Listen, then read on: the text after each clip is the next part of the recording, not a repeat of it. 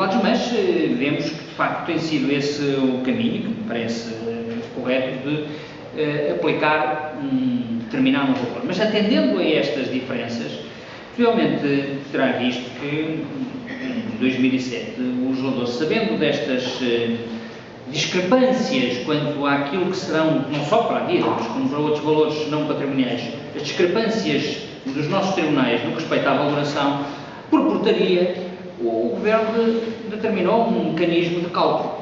E, portanto, se quiser saber quanto é que vale a sua vida, não há uma portaria que determine o valor da sua vida.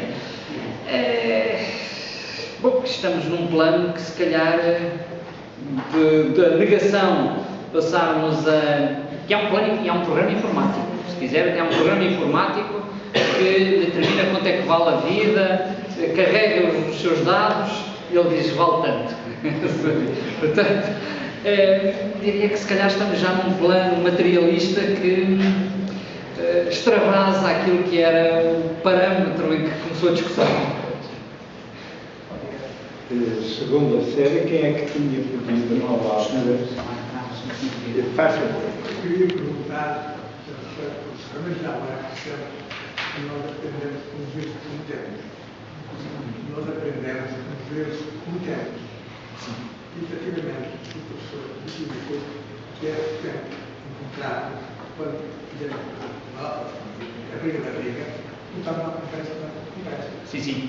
Principalmente com esses erros que nós aprendemos. O que se passou para ti? Colocar as conversas todas antes de começar a lidar. Depois, contá-las todas no fim, depois elas ficam todas alguma coisa. Assim, o povo, quem opera regularmente, é obrigado por ordem dos médicos a fazer os seus responsabilidades civis. Quem opera? Os outros não. O letra, desculpa, eu ia dizer, muito obrigado, porque tem muitas coisas a fazer. Muito obrigado.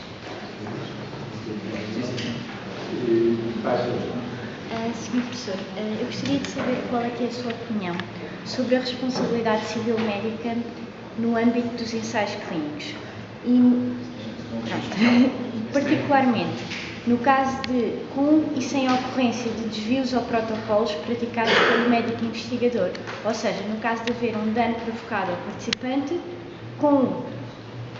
tendo havido desvios ao protocolo e sem ter havido desvios ao protocolo. Outra pergunta.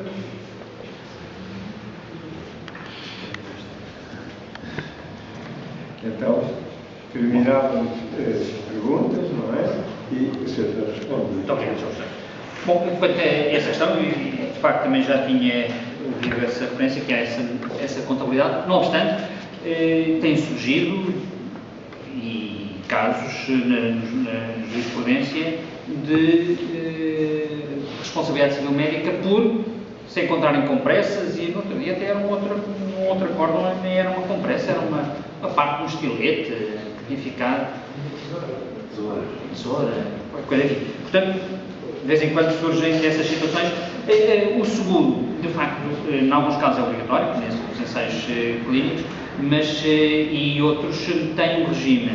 Não é obrigatório no sentido técnico, porque não é a lei que impõe, mas há um regime de seguro de grupo feito pela Ordem dos Médicos relativamente a determinadas práticas. E, portanto, não é um seguro obrigatório, mas é um seguro que, num âmbito de seguro de grupo, é evidente que uma das questões disto agora até passava já à outra questão, um dos problemas particulares relativamente à questão dos ensaios clínicos, que no fundo tem um regime especial, é uma das exceções do regime especial, que tem uma responsabilidade objetiva, portanto sem culpa para o médico, que foi estabelecida legalmente, mas isto tem uma dificuldade significativa relativamente ao seguro, que é obrigatório, e esse seguro obrigatório, como disse, não existe na prática, e não existe na prática porque, tendo em conta as regras de cálculo do prémio, perante um número relativamente restrito de ensaios que existem em Portugal, de médicos que se dedicam a esta atividade, o regime mutualista não permite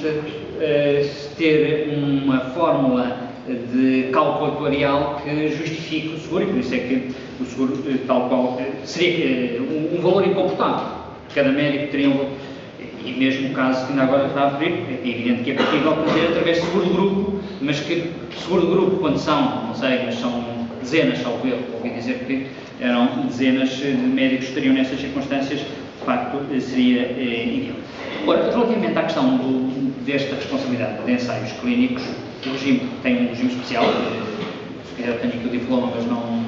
Mas conhecem, com certeza, agora de cor não sei, tinha que ir aqui vê-lo, mas há um regime especial de responsabilidade que prevê a tal situação de responsabilidade objetiva, mas essa responsabilidade objetiva parte do pressuposto que são seguidos determinados parâmetros, isto é, no fundo, os protocolos que têm que ser seguidos. E se houver danos, ainda que tenham sido seguidos esses protocolos, há responsabilidade objetiva.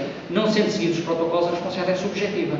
Portanto, aquele médico que tenha feito os ensaios sem seguir o padrão que o legislador estabelece, terá a sua responsabilidade é subjetiva e, portanto, com culpa, e depois discutir se a culpa é presumida, se a culpa terá que ser provada, mas a responsabilidade é subjetiva.